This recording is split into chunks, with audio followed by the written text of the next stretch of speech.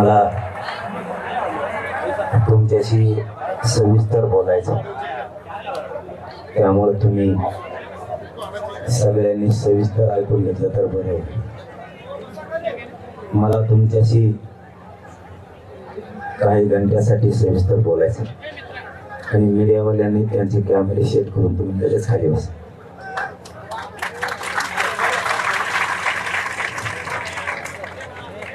ही बैठक अंतिम निर्णय घेण्यासाठी शेवटची बैठक आहे. निर्णय त्यामुळे समाजाशी महत्वाचं बोलायचंय.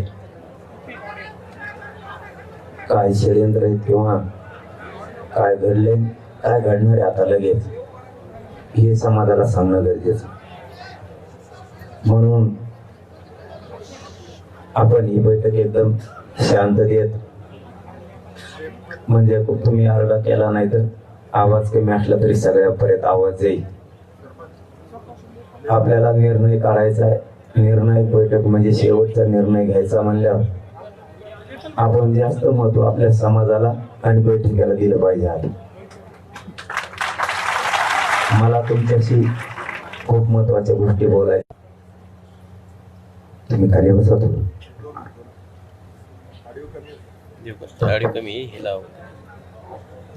आपला याचा आवाज बरोबर. तुम्ही खाली बसा सगळे सगळे. इकडून लोक असले ते कूलर इकडे सारखे का मला लोक दिसते निकडचे. अलीकडे घ्या.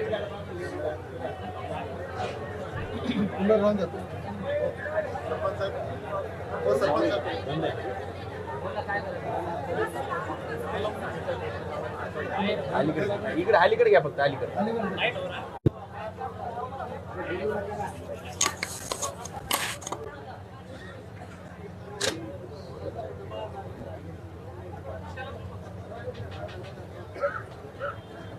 आता फक्त एकमेकाशी काही असलं तरी बोलू नका आणि आता उठू पण नका. आणि आपल्याला ही बैठक आता निर्णय करायची. मी समाजाचा ना नेता म्हणून करतो ना नेतृत्व म्हणून, आणि म्हणून हे घडले. मी जर स्वार्थी असतो, लबाड लुचाडणार असतो, तिथून मागच उघडा पडलो असतो.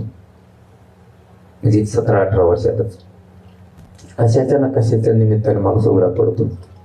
मी मात्र एक सामान्य म्हणून तुमच्यासाठी काम करतोय आणि निष्ठा आहे म्हणून करतो. निष्ठा असल्याशिवाय देवाची सुद्धा मोजभक्ती नाही करू शकत. निष्ठा असली तरच देवाची म्हणून त्याच्या देवावर निष्ठा आहे त्याच्यावरच भक्ती करू शकतो.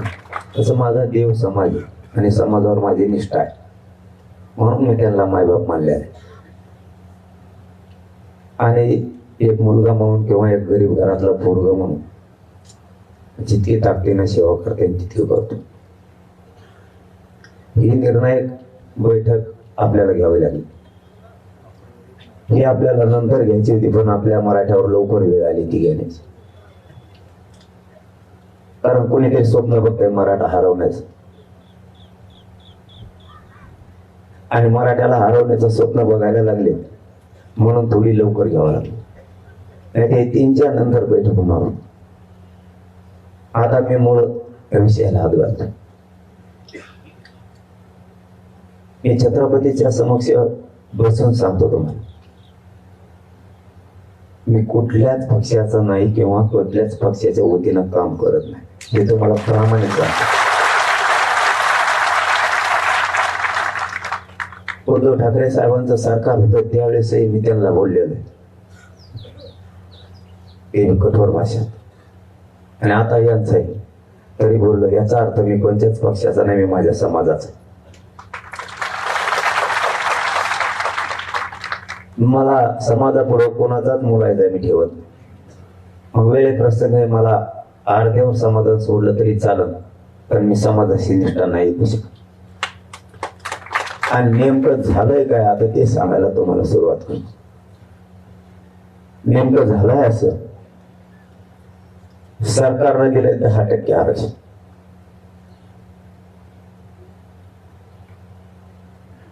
आणि आपण मागतोय ओबीसीतून सरसकट मराठ्यांना आरक्षण जे सिद्ध झालंय ते मराठा आणि कुणबी एकच हे सिद्ध झाला. तुम्हाला ते सरसकट द्यायचं नसेल तर ज्या मराठ्यांचे नोंद सापडले नाही त्यांच्यासाठी सगळ्या सोयऱ्यांचा कायदा पारित करा, हे द्या. आपण अशी मागणी केली, त्यांच्याच म्हणण्यावर केलेली. त्यांनीच आपल्याला सांगितलं होतं सरसकट ते देत नाहीत, त्यांचा विरोध आहे. मग आपण नवीन पर्यायी शब्द काढू, पर्यायी शब्द सगळे सोयऱ्यांचा आपण आणि सरकारनं मिळून याची हॉस्पिटल काढलं. पण झालंय असं, हे सगळं काय घडून येतंय ना. मी पुन्हा सांगतो, मी कोणत्याच पक्षाचा विरोध म्हणून करत नाही, पण आज सगळंचे सगळं खरं बोलावं लागतं. फक्त त्यातले शब्द समजून घ्या. हे सगळं करतोय तो फक्त एकटा देवेंद्र फडणवीस. मला जे घेरलंय ना, तुम्ही शब्द ना शब्द फक्त समजून घ्या, सांगितलं ना तुम्हाला. तुम्ही गोंधळ आरडेची बैठक नाही, ही निर्णायक बैठक. मी आज टोकाचा निर्णय घेणार आहे.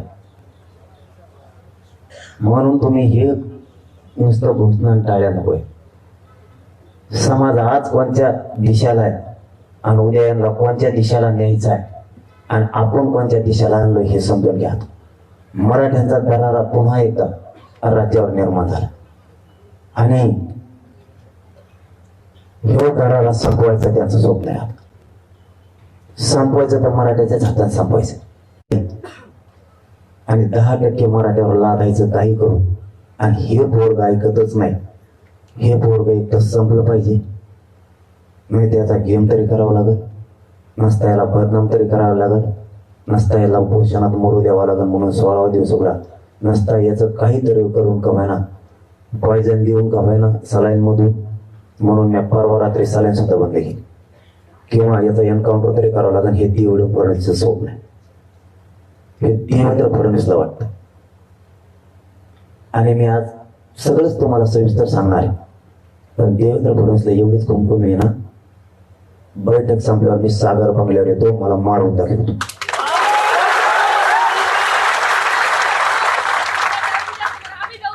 तुला माझा बळी घ्यायचा आहे ना, तुला माझा बळी पाहिजे ना, मी तुझ्या सागर बंगल्यावर होतो, घे माझा बळी. पण समाजाची इमानदारी मी नाही ऐकू शकत. समाजाला ओबीसीतून आरक्षण पाहिजे, तेच घ्यायचंय, येणार 10%ला नाही हात लावून. माझ्या तोंडून ओतून घेण्यासाठी तोच हे उभा केलेला, मी त्याला दोष देत नाही. आता हे जो उभा केलाय हे त्यानेच उभा केलाय. मुंबईत बसून हे देवेंद्र फडणवीसनेच हॉटेल दिले. तिथून उतरून पत्रकार परिषदा, पत्रकार बांधवावर आणि मीडियावर एवढं दबाव आहे की बच्चू कडूंचा कार्यकर्ता आहे तो. बच्चू कडूला इतक्या वेळेस दाखवलं नसून इतकं त्याला दाखवलं, शब्द ना शब्द, सेकंद सेकंद मीडिया दाखवतो. हे फक्त देवेंद्र फडणवीसचा हात याच्या पाठी. त्याला सगळी ताकद दिली, आपल्या सगळ्या गोष्टी बाहेर काढा, हे फक्त देवेंद्र फडणवीसचं काम. त्याच्यात काही समन्वय सुद्धा आहे. मुंबईचे 4-5 समन्वयक सुद्धा आहेत की ज्यांची दुकानं बंद पडलेली आणि ते एकनाथ शिंदे साहेबाच्या आजूबाजूला फिरतात. वेळ आले ते त्यांचं सुद्धा नाव घेणार आहे, बिगारी मिशावाले. ते सुद्धा त्याला पालन पोषण करतात. शिंदे साहेबाचा एक प्रवक्ता सुद्धा त्याच्या सोबत आहे आजूबाजूला. यांनी त्याला उभा केलाय. नारायण राणेंनी काल आमच्या गेवराई तालुक्यातल्या 2 आणि आंबोड तालुक्यातला एकदम उचलून दिले. त्यांच्या माध्यमातून सुद्धा आता प्रेस सुरू होणार आहे थोड्या वेळा, मला बदनाम करण्यासाठी. तेही तिथे मुंबईत एखाद्या वेळेस आता घेतील प्रेस किंवा माझं झाल्यावर घेतील. असे हे जे बदनाम करणारे टोळी राज्यातली उभा केली. तुम्हाला याच्यातून एवढंच सांगतो, नारायण राणे साहेबाची हिंमत घेणे देवेंद्र फडणवीस साहेब जर म्हणले करू नको तर हे सगळं देवेंद्र फडणवीस साहेबाचं षडयंत्र. देवेंद्र फडणवीस जर साहेब म्हणले तर 1 मिनिटात सगळ्या सोयी थांबवलं पाहिजे.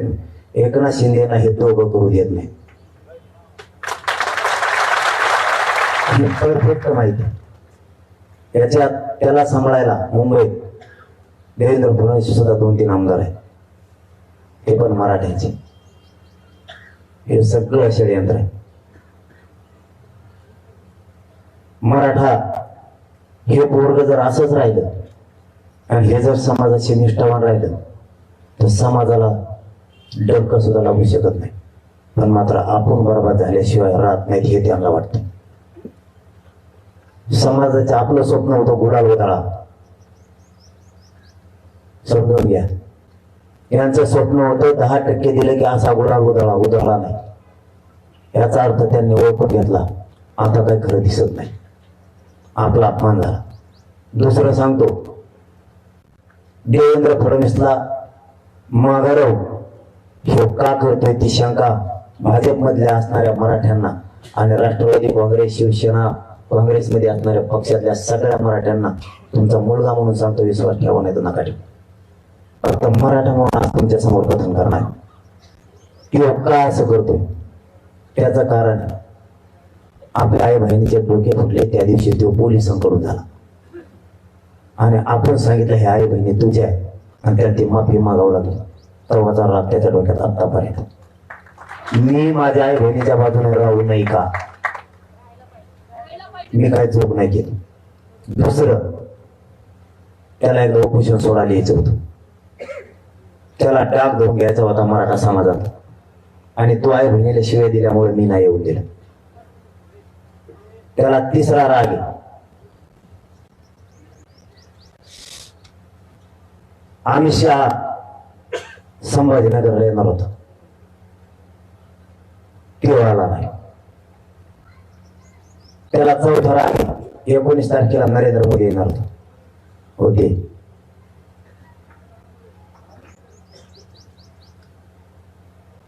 त्याला 5वा राग आहे. मी ब्राह्मण आणि मी मराठ्यांना हरवून टाकेन. मी आजपर्यंत त्याला जातीवर कधीच बोललेलो नाही. त्याच्या डोक्यात येत आहे. त्याचं जर नाही ऐकलं तर ते माणसं संपते. मी पक्ष म्हणून बोलत नाही, माणूस म्हणून तुमच्याशी बोलतो. त्याचा जीव ऐकणार नाही तो संपला जातो. तुम्हाला एकच उदाहरण देतो, त्याला पुढे गेलेलं कोणी खपत नाही. एखादी जात मोठी झालेली त्याला जमत नाही आणि त्याला त्याचे पुढे ऐकण्याची जात लागते. आणि मराठी मात्र एका बाजून आले आणि पोरग जर राहिलं तर आपला विषय संपला. मग पर्याय, याला बदनाम केल्याशिवाय पर्याय नाही. म्हणून मला बदनाम करायचं आणि मला संपवायचं. उदाहरण म्हणून तुम्हाला सांगतो, त्याचा नायकीवर काय होतं. मी त्याचा केलेला अभ्यास एकनाथ शिंदेचं सुद्धा सांगणार, अजितदादांचं सुद्धा सांगणार, सुट्टी कोणालाच नाही माझ्याकडे. त्याच्याबद्दल केलेला अभ्यास. त्यांनी हे लोक मुंबईत फिरले आणि याला सगळी ताकद पुरवली, पोलीस यंत्रणा पुरवली. मीडियाच्या बांधावर प्रचंड दबाव आणून त्यांनाही दाखवायला लावले. सगळे मराठ्यांचे आमदार सुद्धा आजूबाजूने फिरले. त्यांनी एकच वेळा उचलला नसता ते जर म्हणला तर कोणीच बोलू शकत नाही. कारण पाथर्डीच एका माणसाने सांगितलंय, तो बाबा देवेंद्र फडणवीसच्या बंगल्यावर 20-19 तारखेला खाली आलेला वरून. त्याच्यामुळे देव जर म्हणला तर ह्या राज्यात देवेंद्र फडणवीस साहेब जर म्हणला तर काहीच होऊ शकत नाही. राज्यात काही त्याचे चाललंय तर त्याच्या जीवावर चाललंय आणि त्याचं नाही ऐकल्यावर काय होतं ते सांगतो तुम्हाला. जो माणूस स्वतःचा कधीच पक्ष सोडू शकत नाही त्याच्या धाकाला तो पक्ष सोडायची वेळ नको राहील. त्याच्यातलं एक उदाहरण सांगतो. एकनाथ खडसे साहेब कधीच भाजप सोडू शकत नाहीत, कधीच. सोडायची वेळ आली कधीच. विनोद तावडे साहेब कधीच बाहेर जाऊ शकत नाही, पक्ष सोडून जावं लागलं दिल्लीला. नाना पटोले साहेब कधीच भाजप सोडू शकत नाही, सोडावं लागलं. पंकजा मुंडे आणि त्यांचा बाप आणि त्यांचा मामा आयुष्यात भाजप सोडू शकत नाही. आज असूनही हुकूमत म्हणजे औषध केल्यासारखी. मला कुठे यायचं हे तुम्हाला सांगतो. मला यांचं काय होतं याच्याशी देणं घेणं नाही. देवेंद्र फडणवीस काय चीज आहे आणि मराठी एक झाले त्यांना काय तो करायला निघाला हे मला तुम्हाला सांगायचं आता. कारण हे त्यांच्या जवळच्याच लोकांची आणि मंत्र्यांची माहिती. तो किती गात घुसतो आणि त्याची किती यंत्रणा भारी हे त्याला आता रात्री तो पश्चाताप येईल.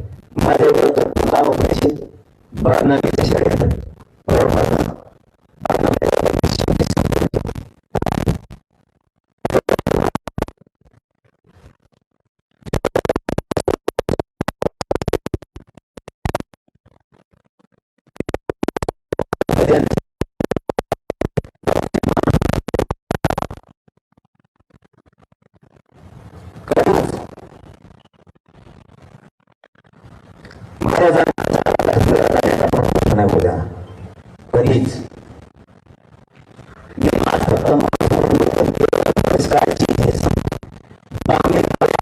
माझ्या विरोधात मराठीचं पुस्तक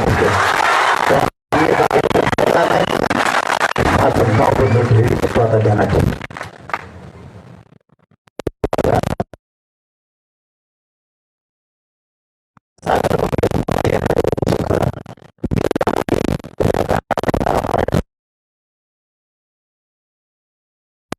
काय करू शकतो हे तुम्हाला सांगतो.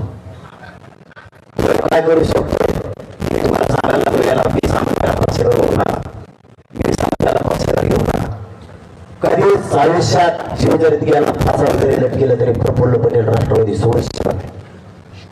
एवढा धाक भरेला जेलचा की प्रफुल्ल पटेलला राष्ट्रवादीत यावं लागलं, त्या काँग्रेस भाजपमध्ये यावं लागलं.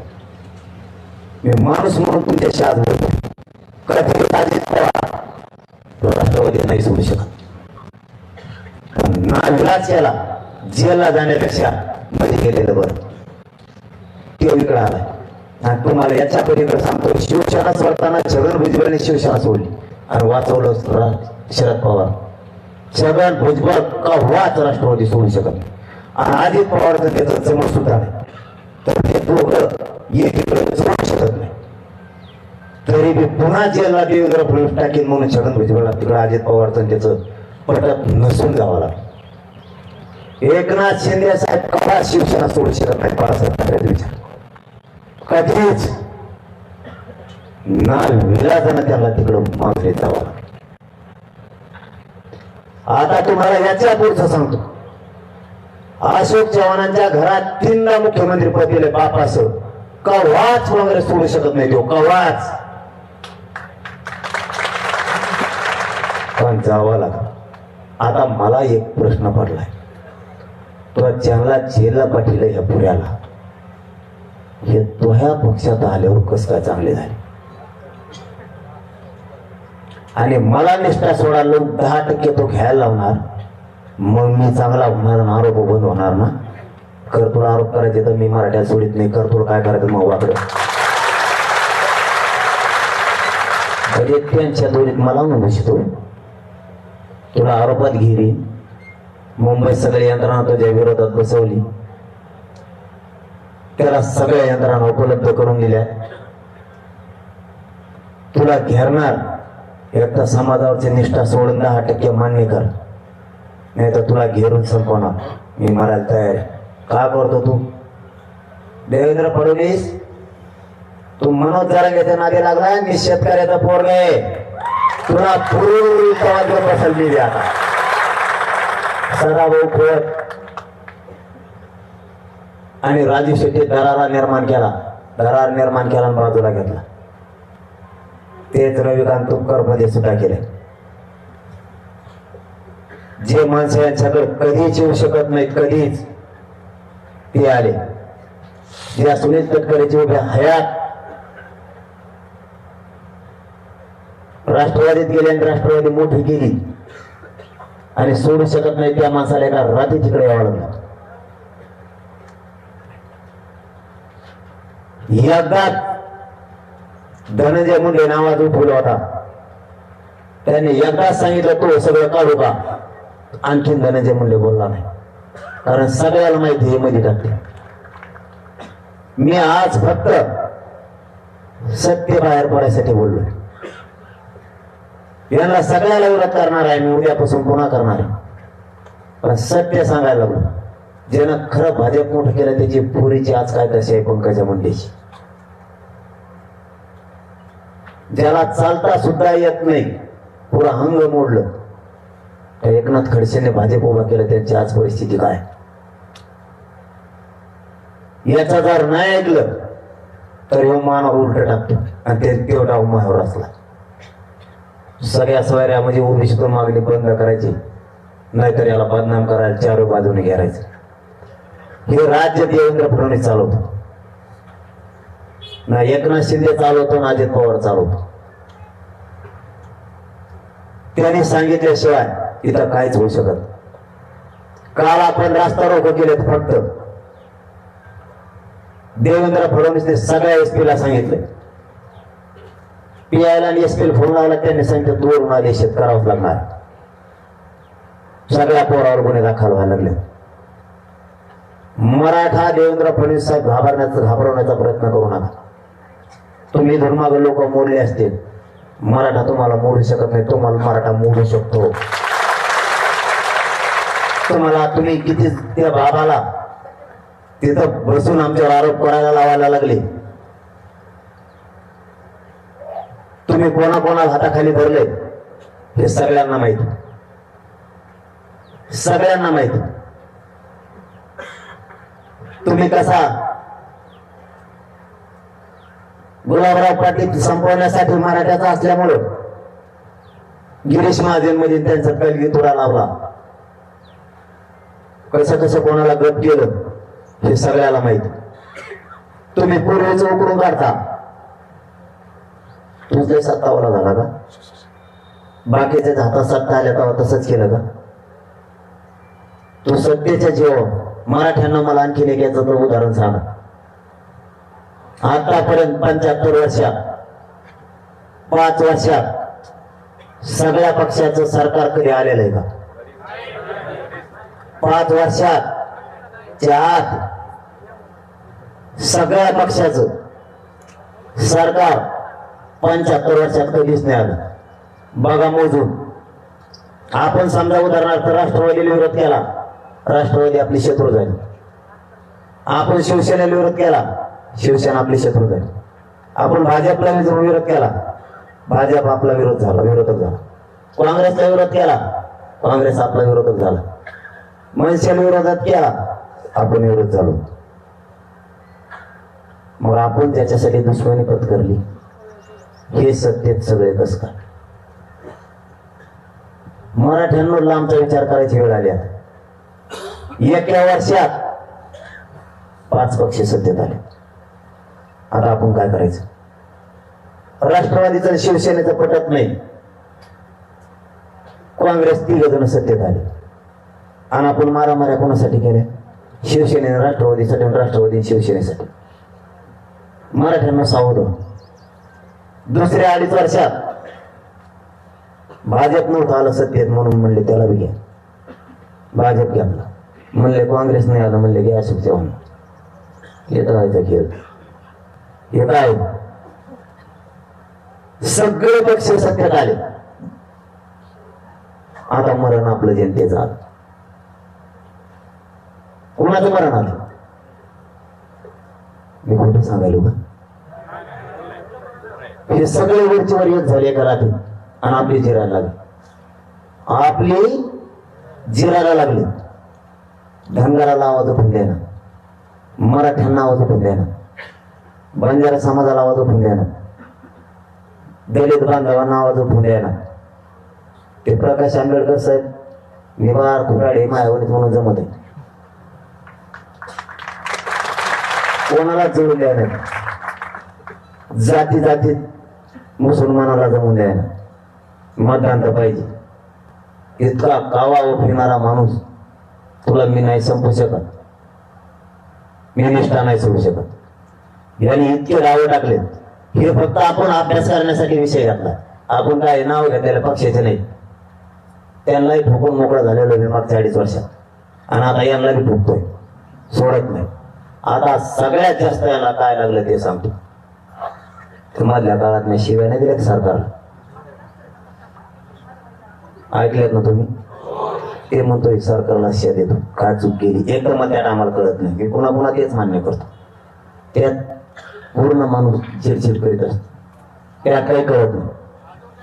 पण जर म्हणलं मी तर काय वाईट बोललो. तुम्ही काम करायला पाहिजे होतं हे बोललो मी, नाही केलं म्हणून बोललो. आणि त्यांचं म्हणणं आलं त्याच्या माध्यमातून किंवा म्हणलाय बघा त्याच्या बाईट तुकाराम महाराजांचा जगद्गुरु तुकाराम महाराजांचा विषय नाही. ते माफी मागितली निश्चरण गेलो त्यांना ते विषय संपला होता. आता मग पुढे जायची आता गरज नव्हती. पुढे गेला उद्धव ठाकरेंना यांनी शिव्या दिलेल्या असं सांगतो आणि यांनी सरकारला सुद्धा शिव्या दिल्या. म्हणजे तू नेमका मराठ्याचा आहे कोणाचा आहे? तू मराठ्या कोणी कोणा कोणी मी मराठ्या कोणी मी सरकारला गोडीच लावणार चूक केला.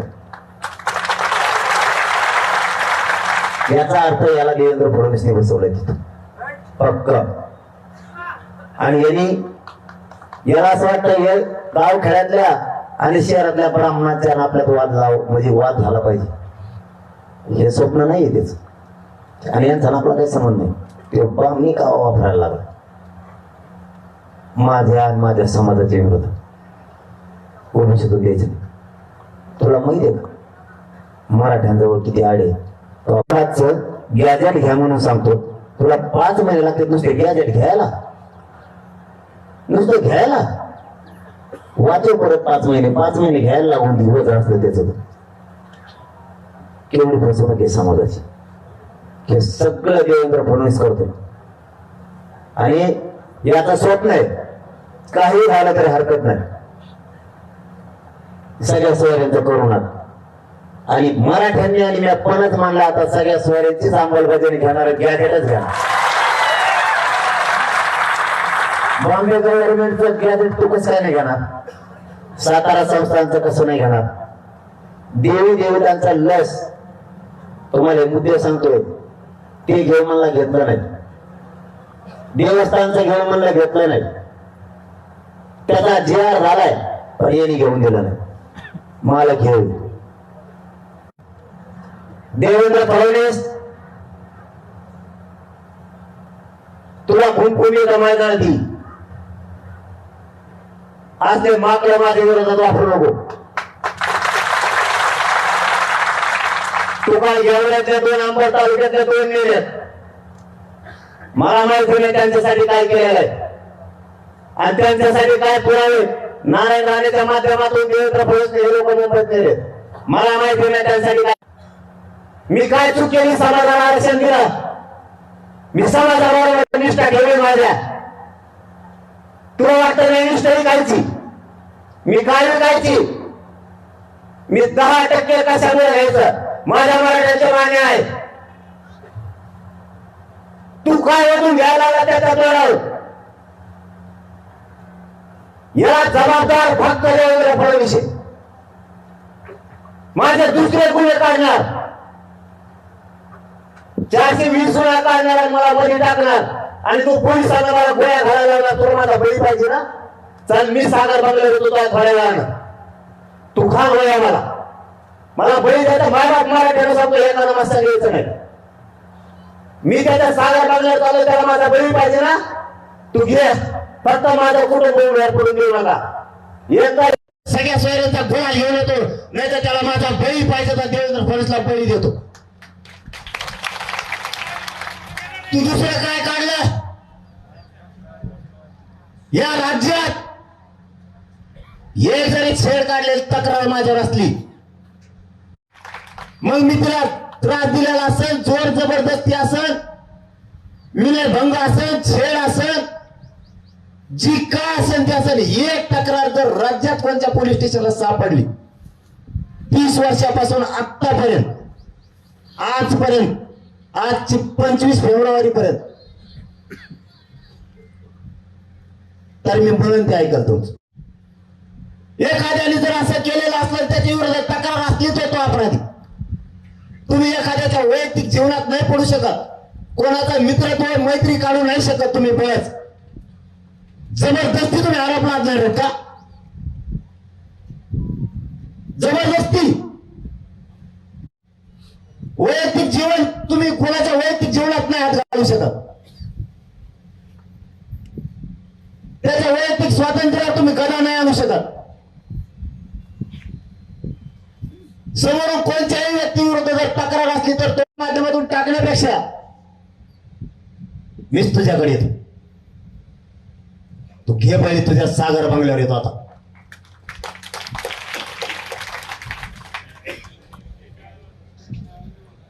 तू साधी सोपी गोष्ट समजतो आणि इथून पाठीमागे ज्यांना तू असे षडयंत्र करून दाबलं त्यांच्यासारखं मला नको समजू. यावेळेस तुला सुप्रा साफ होणार आहे म्हणून तुला लाजायचं काय? तू 10% आमच्यावर लाजितो. ते असेल केलेलं त्याचा षडयंत्र बंद करावं. आता याचा परिणाम तुम्हाला 14 राज्यातले शेतकरी सुद्धा भोगायला लागणार आहे. तुम्हाला आता सोडित नाही कोणी. तुम्ही शेतकऱ्याचे मूर्त्या पाडायला निघाला तुमच्या सत्तेसाठी. तुम्हाला मोठ्या जाती संपवायच्या आणि छोट्या छोट्या जाती मोठ्या जाती संपून छोट्या छोट्या जाती मोठ्या करायच्या. तुम्ही उत्तर प्रदेशात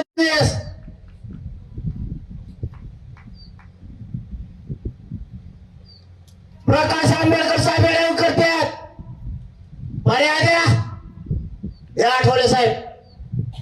देवेंद्र फडणवीस मनोज जरांगे पिल्लाच्या नादी लागला असतो. लागलास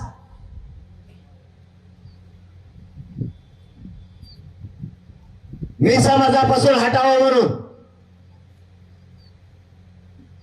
मी नाही हटणार. काढा त्याचं जुनं मॅटर. देवेंद्र फडणवीस पलटी जर तुझ्यावर पलटली बामने कावा संपला तो बी संपला भाजप संपला. संपू नको. मी भाजप संपायला नाही आलो. मला काही पक्षात देणं घेणं नाही. मला माझ्या मराठ्यांसाठी सगळ्या स्वारीची अंमलबजावणी पाहिजे. ती दे. माझा विषय संपला. मी ना राजकारणात येणार ना बाजूला कुठं काय. आता मराठा पक्षाच्या विरोधात झालाय. पक्षाच्या विरोधात. मग आता धाक भरायचं कोणावर? कोणावरच नाही. नेत्याला सांगावं तर चालतं नेत्याचं ऐका ना. मराठ्याच्या आमदाराला म्हणावं त्या लोकांना सांग. लोक आमदाराचं ऐकायला तयार नाहीत मराठ्याचं. मंत्र्याला जर म्हणावं. चौथी टोळी एक टोळी जाऊन आली कोल्हापूरला. बहुतेक चंद्रकांत पाटलाकडे गेली असं. ते उंदरावाने मिशा वाड्याला घेऊन गेलत. आंबड मधले समन्वयक दुकानं बंद पाडलेले हे उंदर सक्रिय झाले. आता शेपट तुटलेले थोडे मराठ्यांना एकदा नाव कळायला लागले. तुम्हाला ठेसलंच म्हणायचं मराठीने. हे घेऊन गेलाय आंबड तालुक्यातले 4 आणि गेवरा तालुक्यातला 1. कोल्हापूर वारी करून आणलंय. त्याला इथं 20 तारखेला निर्णय झाला. त्या दिवशी शहागड ते वडीगोटे बोर्ड लावायचे होते एकनाथ शिंदे साहेबांचे. इतके पैसे दिले. समाज धर्माला बाजू सरकत मी 1 मिनिटात बाजू सरकतो. मला काय हवं नाही कशाची. ना मला आमदार व्हायचं ना मंत्री व्हायचं. याला शिवाय दिलेल्या सगळ्यात जास्त लागल्यात त्या दिवशी आणि 10% घ्यायना. या दोन्हीचा दात धरलाय त्यांनी माझ्यावर. याच्यामध्ये एकनाथ शिंदे साहेब जवळचे मराठ्यांचे समन्वयक आहेत काय. याच्यात काय आमदार आहेत शिंदे साहेबांचे सुद्धा. याच्यात देवेंद्र फडणवीसचे 2-3 आमदार आहेत.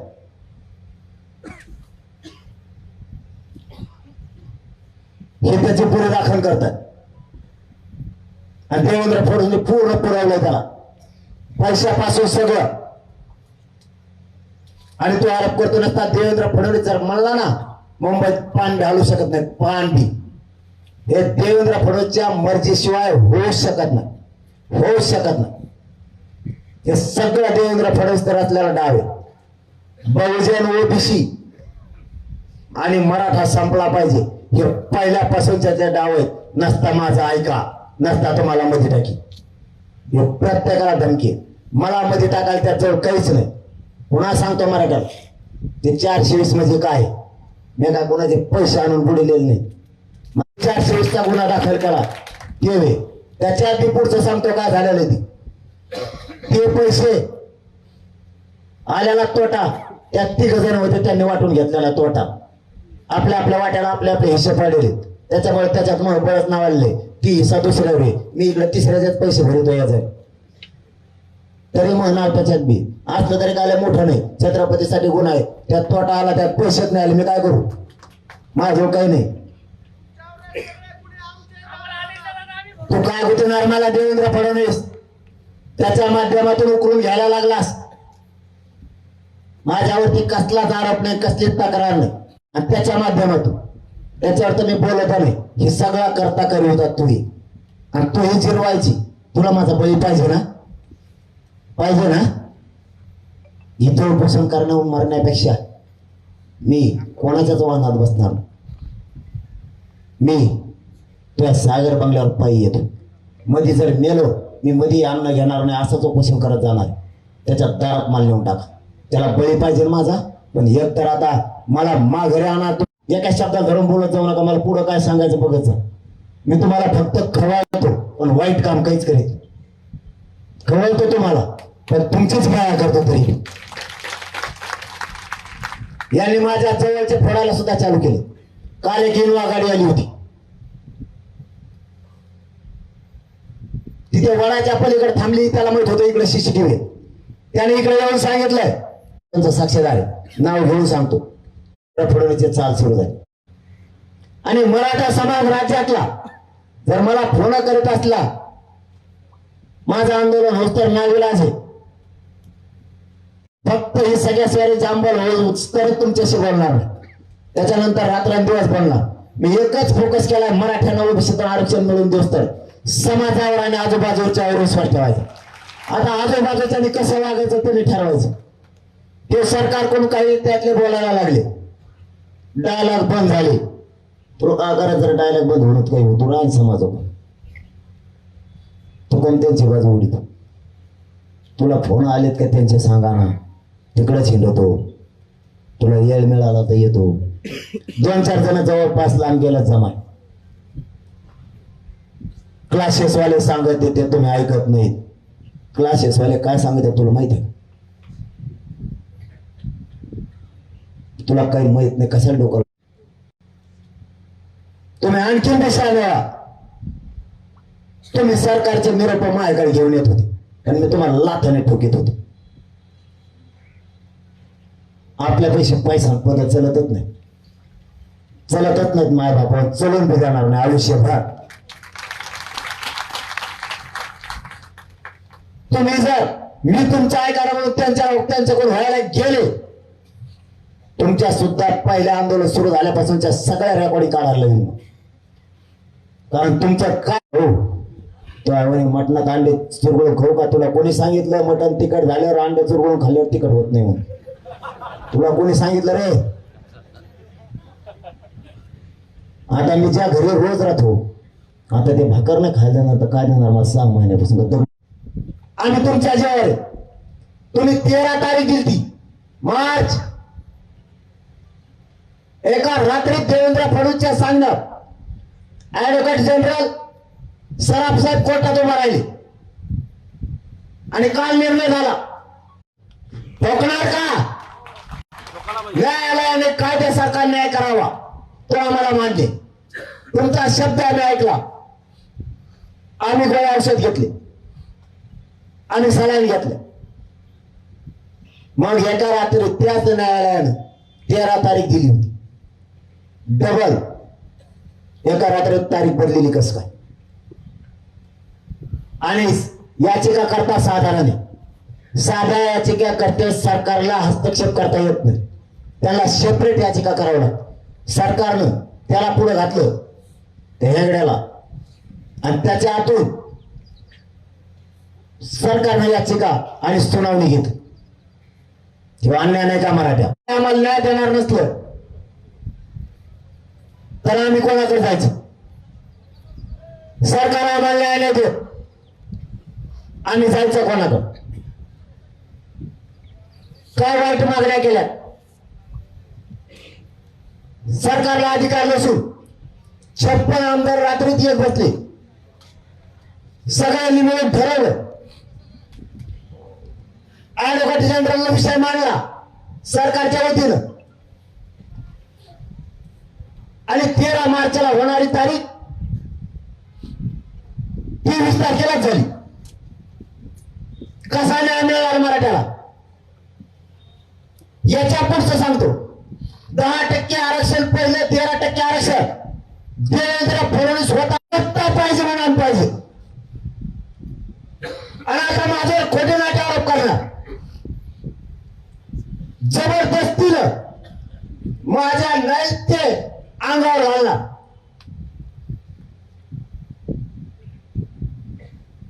आमच्या विरुद्ध एकही राज्यात तक्रार नाही, एकही सिंगल इथं या माऊलीला त्रास देऊन कोणी घे.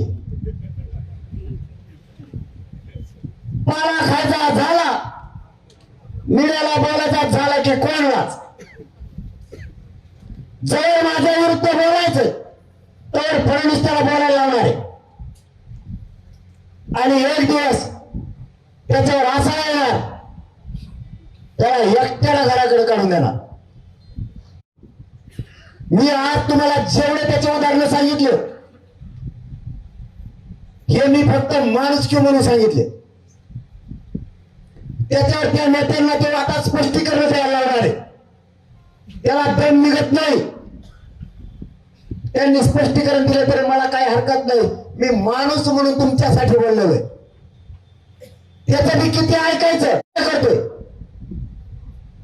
माझा मायबाप समाजाचे पेरे मोठे झाले पाहिजे म्हणून ओबीसीतून आरक्षण मागतोय. याच्यासाठी त्यांनी माझ्यावर षडयंत्र रचलं.